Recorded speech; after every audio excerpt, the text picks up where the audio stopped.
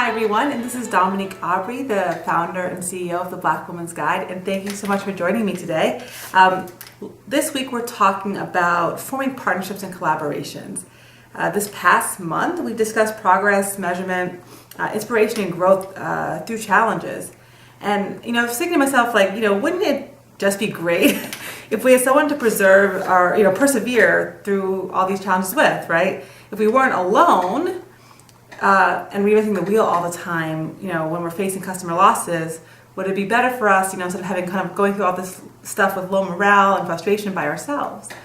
So it made me really think about the need to create a business network that you can connect with for support and inspiration, but also folks you can work with for partnership and collaboration. At the very least, you can find someone to turn to, right, when you're having a hard time as an entrepreneur, which we know we all go through. And if in the best case scenario, actually find someone to work with, what I like to call your business BFFs. So today we're going to be talking about your BFFs and how to find them and who they could be and how to work with them. So I want to start by telling a story of my own business BFF at the Black Woman's Guide. I met a wonderful woman last year named Jennifer at the HubSpot Inbound Conference, and if you've been watching anything on the Black Woman's Guide page or the Black Woman's Guide to Business group, you will see me talking about this marketing team called Trifectus. And they are three wonderful women, one of which, her name is Jennifer, and you probably will hear of Wendy as well, and others in the group, who I connected with at a conference and just started building a long-term relationship with. And over the span of about 6 months, determined that, hey, we have some possibilities and opportunities to work together and partner into future collaboration. So I just want to share that story because I've had other business BFFs in the past. I've built other businesses with other co-founders. And one of the things I think is really important about doing that, whether you're working with a friend or a colleague, someone you're in a relationship with, or someone that you meet, is that you really have to remember that every business is a relationship like any other relationship. You want to make sure you're being thoughtful about how you build into a relationship, right? It wouldn't make sense for you to go all in with someone you've never met, just like it wouldn't make sense for you to marry someone you just met as well, right? Same thing is true for your business. So over the last 6 months, Jennifer and I have been getting to know each other more deeply and decided to kind of move our partnership forward in a structural way through a contract, a payment structure and so on. We're actually now working together as partners around the Black Woman's Guide. So that's just a kind of story of how it went for me. And I'm always looking for partners on a variety of different products that I work on, always looking for partnership as a critical component to that. And it's very difficult, it can often be, to find people that are like-minded, that understand you and understand where you're going. So I think, for the time we have today, I'd like to talk through how we would do that a little bit more in more detail. So I'll put it like this. You are not the first person who has started your own business, right? Following this logic, you're also the first person to face the problems that you're facing. And so why would you go in it alone and recreate the wheel when it comes to solving problems? So whether you have one person to reach out to or a group, it's really important that you don't do it alone. And I think a lot of us dismiss this and go, well, listen, Dom, if I had people to do it with, I would have done it with them already. But in reality, if you think about how you operate in your life, how much space and place do you give people to join in on your vision with you? Are you super tied to how it has to look and be exactly how you want it, right? So no one can actually even give their opinion or feedback? Are you, do you not really delegate and so you micromanage people when they do the work because you're nervous that they're not going to do it well? Are you creating a healthy environment for people to contribute and participate? Or are you actually just saying, I want this to be done, do this, do this, do this? Because if you're just doing that, you're not really looking for collaboration. You're really looking just to be in charge, right? And so you have to really kind of manage those expectations, because if someone's going to come in with you on the ground level, then they're looking to participate and engage in a conversation and a dialogue, not just be a yes person to you, right? Not just be a yes ma'am, yes sir. They're looking for to be a partner with you and thinking through the business. Particularly what's important here is that you don't know what you're about to run up against in your business. So to operate from a stance of you know everything and what you want is the right way, where you're missing deadlines and you're delayed and you're changing your path all the time, but then you get upset at that other person for not responding the way you want immediately, you have to realize that you're not setting the best example. And you really can't set the best example because you don't know what you're doing yet. You're building in real time. So when you open up that and create more flexibility for people to join in the work with you, you de-risk the environment, meaning you make it easier for people to kind of contribute, participate, engage.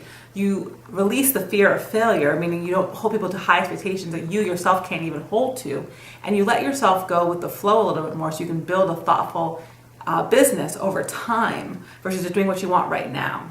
So I want to just talk a little bit about a colleague of mine. Her name is Carmela. She oftentimes posts in the group. She runs a Diabetic Type Life Facebook page, so shout out to Carmela if she's watching this. She does great work, and I wanted to talk a little bit about what she's done, even just in the group as a participant in one of my courses, in terms of how she supported other people and just kind of building her network as she goes about the things she does. So she started, she's already a therapist, and so she's a family therapist focused on diabetes from her own life experience with her family as well, and working with other folks who have a need. But she's really gregarious and really friendly and wonderful, which makes it probably easier for her to be social. But she's done a very, very good job of, from talking with her, of asking the right people for insight on different parts of her business, right? So when she was first thinking about what she should name it or what her services should be, she talked to a lot of other therapists about what they do, what their experiences are. She got some additional context and information, right? And even when she's building her community, right, she's been very open to partnership and collaboration and connection with other people. I just think that's a really good example and a very easy and accessible way to say, like, when you're just starting out, you might not be going to 1,000 things, or you are going to 1,000 things and not really sure what to do with all those business cards. And she has done a nice job of asking her peers for insight and advice, her therapist network, as she goes off and builds this business. I've also heard of many women who go to a lot of, like, in their local area, their local chamber events. Maybe they have a kind of an enterprise center or community center, or they have a African American chamber or something of that nature, a women's group, and they go there to get additional education. And so that's wonderful for you to meet people to work with. I mean, I think we always think, and I always talk about this in our Facebook group, people post a lot of things like what they're working on, but they really rarely ever ask for help. So think about that. If you're going to a networking event and all you're trying to do is sell, then you're not really trying to build relationships and partnership with other people. There's a place and a space for doing that, which is why there's Facebook groups online where you can just post what you're doing, because you want to sell your stuff, you want to sell your bath butter, or bath soap, you want to sell your body butters, you want to sell your cakes and cookies and clothing and all that stuff, and that's awesome. I mean, we still need those platforms. But there's also a space and a place for collaboration and camaraderie, and finding people that are like-minded to help you think about the challenges. And what I've seen from our group particularly is that, it's very hard to ask a question, but it's very easy to share what you're doing. So it's really hard to say, hey, can you look at my blog post and tell me what resonated with you? Was it useful? Was it valuable? How did it help you solve a problem? Would you use this? Would you share it with a friend? Right? It's hard to ask those questions, but it's really easy to post and go, hey, look at my new blog post. Tell me if you like it, or tell me what you think, right? Because there's no harm, no foul. Like, no one's going to go in there and go like, oh, this is horrible. What are you doing? They're going to be like, oh, great job. Congratulations, inspiration for doing the work and la, la, la. But no one's really giving you the real feedback. And so you have to think about that when you think about your business. How often do you open yourself up for critique or feedback? Because if you're just sitting there saying, well, I don't have a partner, I can't find a partner, but in reality, you're simply not engaging people around the topic because you have fears around getting the feedback, then you're really not looking for a partner. So when you talk to me about how people aren't doing nothing or you can't find anyone that's good, that's really your own perception, because you're creating that environment for yourself, because you're not engaging anyone in a way that they can connect with you. If you're only selling and you're never asking, you never get the feedback and the insight that you need, and you're never going to meet people who want to help you in your path in your business, right? Because they're going to actually, in earnest, they don't have a sense of what you're really doing. And so when they come on board to help you, they have their reality of what they think is true for you is not true for you, because you promoted yourself in a certain way as if all this stuff was already done, you already got all this stuff going, and then they get in there like, this isn't even what's going on, right? So we're setting up ourselves for failure in how we build our relationships. I want you guys to think about, for this week, like kind of a big takeaway here is like, how do you network and form relationships with other people in business? Networking is going to be a key part, of being an entrepreneur and kind of surviving through all the challenges, but you don't need to overthink it either. I met a woman who had a small publishing company and took, a 3-session class at the local community college where she was for entrepreneurs. I think it was like $65 for the course. In this 15-person class, she didn't even meet anyone for publishing, right? But she was surprised that almost everyone she met had the same questions in regards to marketing, how to get revenue, how to find new clients, common things for entrepreneurs. And all of these people were not in the same industry as her, but they faced the same problems that she faced. So she was able to find entrepreneurial colleagues to talk through ideas with, right? And in the class, so she didn't find any other publishers, she did find other folks that could support her, editors, illustrators, graphic designers, things like that. So networking is twofold. It gives you not only a network of peers to connect with, but it also gives you maybe people to do work with and build a business around. I want to just kind of tell one last kind of anecdote here about these two women I met who were struggling really. So this also happens, and many of you might be like, this happened to me.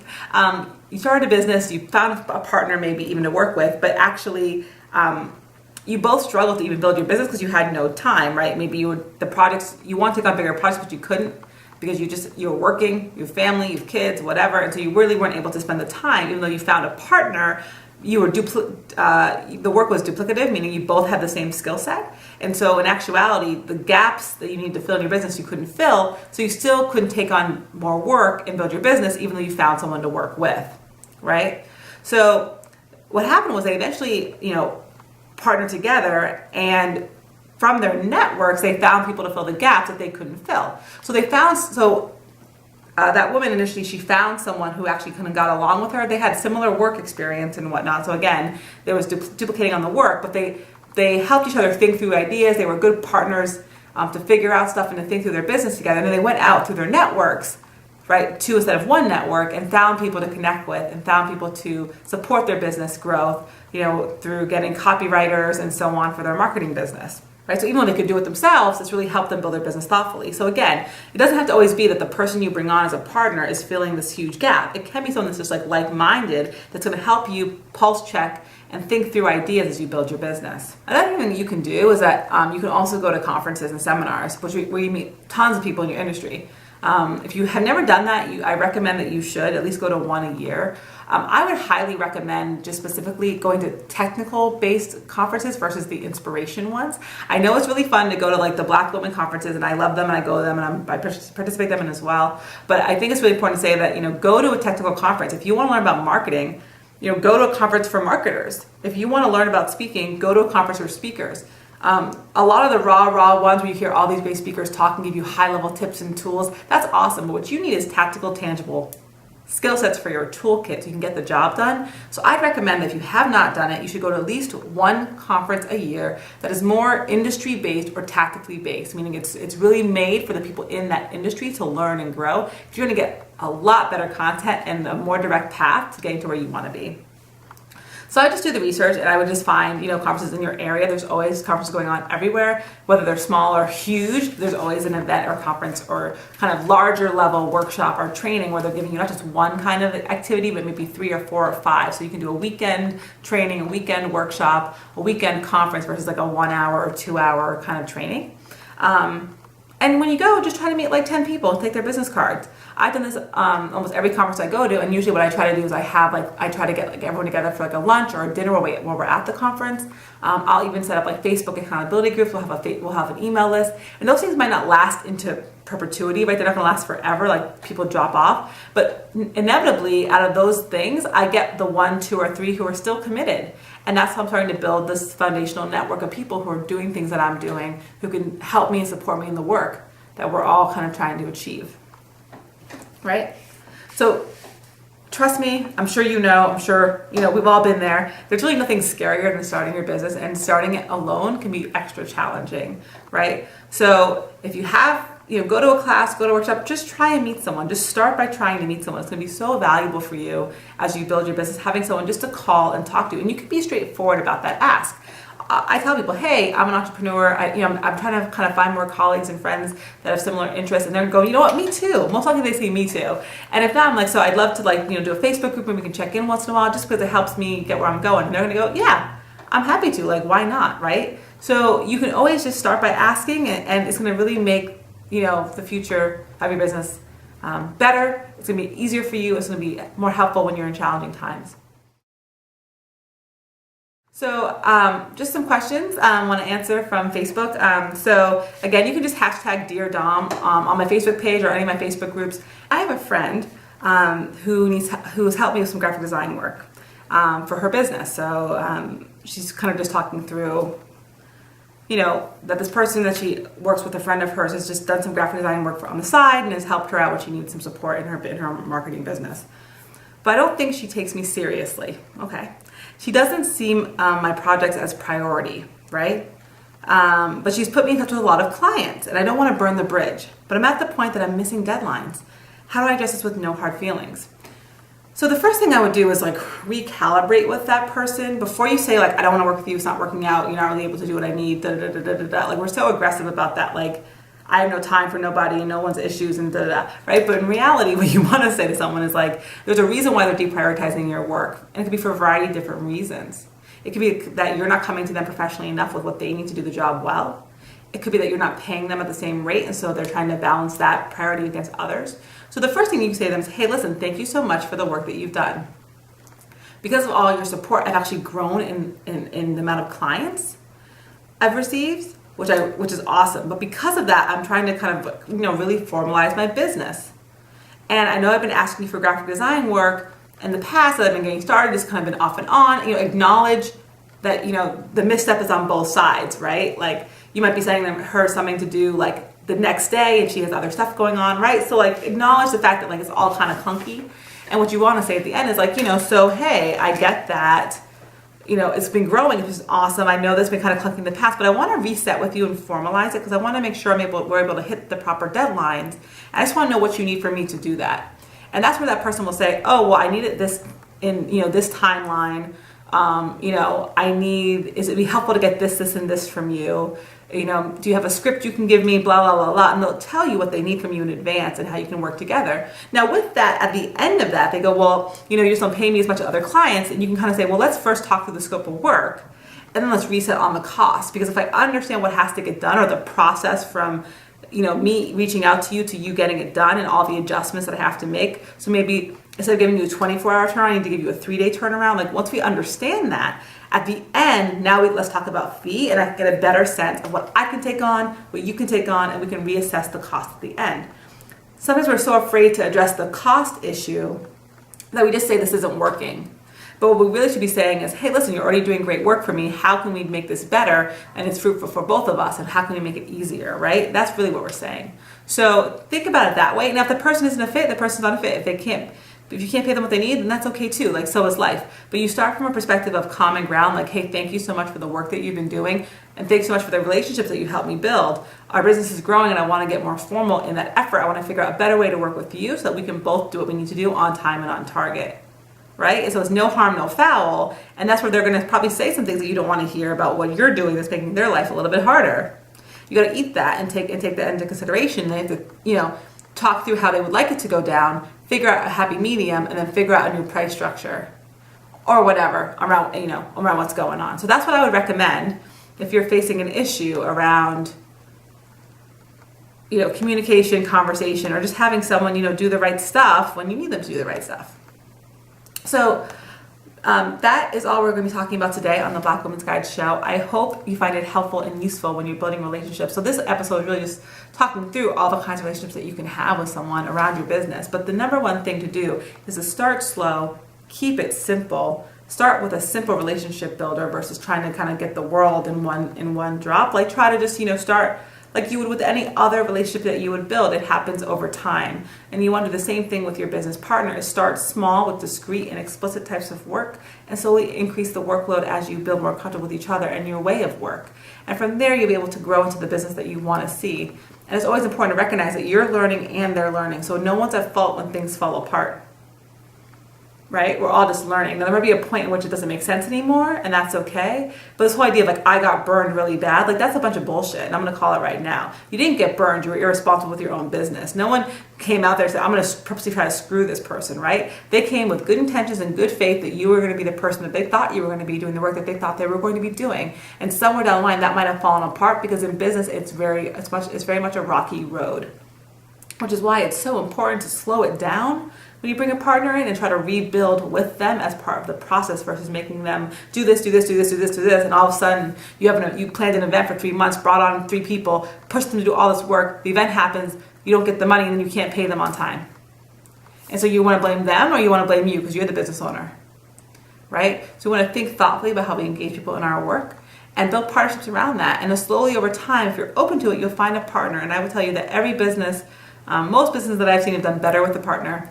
I'm not saying every, you can do it on your own, but when I see people do it on their own, what I also find is this kind of very harshness about, why don't anyone, I can do it by myself, And what you really want to say is like, maybe people around me are the right people to do it with, but it doesn't mean if I don't find someone, I'm not open to it. Just like love, right? You might have dated a bunch of guys that were really crappy. And so, yeah, maybe the people around you aren't the people you should be dating, but you're not close enough to love forever, right? Same thing with your business. Just because your family and friends aren't going to be your business partners doesn't mean you close yourself off to all possible business partners, right? Okay, so I wish you luck going out there and talking and meeting people, and hope that you find a business partner that suits your needs, that you can build a long-term relationship with, because that's an exciting and wonderful place to be. Good luck. Let me know if you have a business partner and how you guys met. I'd love to hear about it in the comments. Thanks so much and have a wonderful day, guys. See you next week.